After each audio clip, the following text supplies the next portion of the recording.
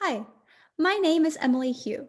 Today, I'm excited to present research on behalf of myself and my co-authors, Mark Whiting of the University of Pennsylvania and Michael Bernstein at Stanford. To introduce you to our research question, imagine that you're in a dispute. One way of resolving this dispute is to go to court, where you can be tried by a jury.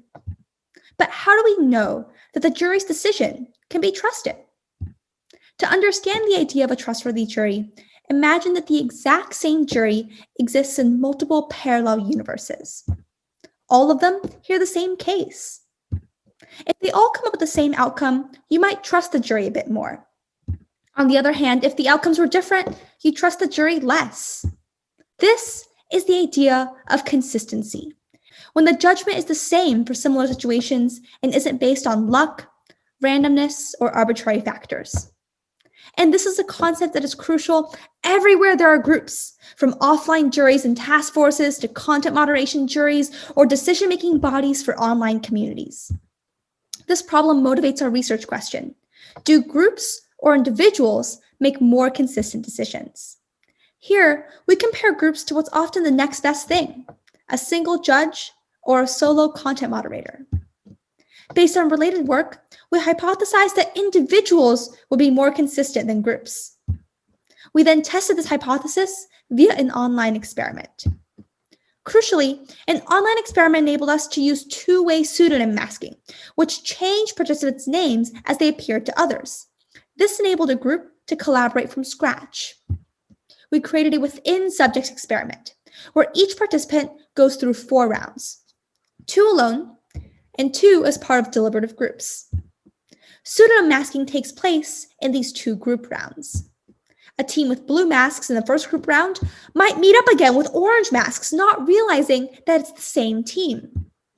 The content of the rounds were pairs of cases, which were pre-tested scenarios from Reddit that were modified to be adjudicated consistently.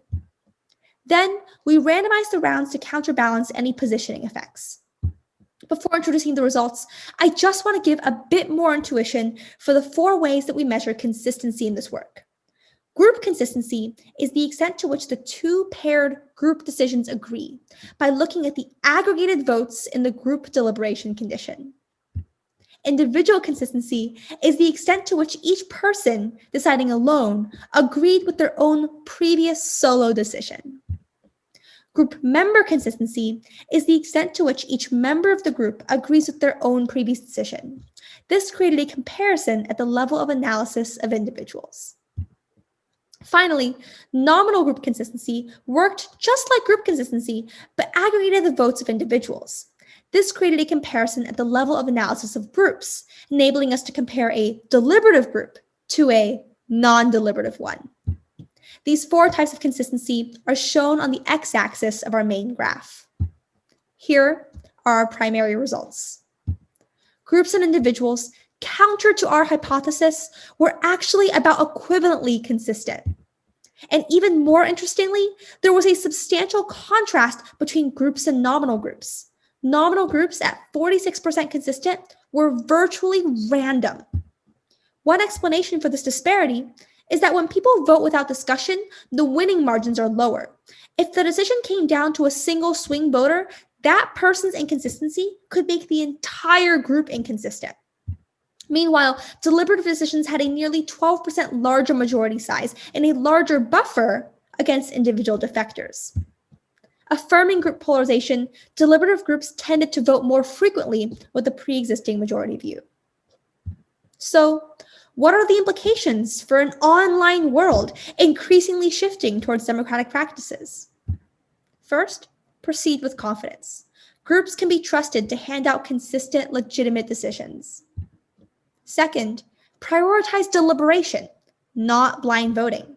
And if you can't deliberate at all, having an individual judge will give you similarly consistent decisions. Third, choose representative group members. The fact that groups harden majority opinions means that you should be careful to choose who is represented in that majority. As the saying goes, garbage in, garbage out. More broadly, the fact that groups are consistent only when they deliberate has implications for democracy. Perhaps democracy is less about prioritizing the act of voting and more about igniting a conversation. Thank you.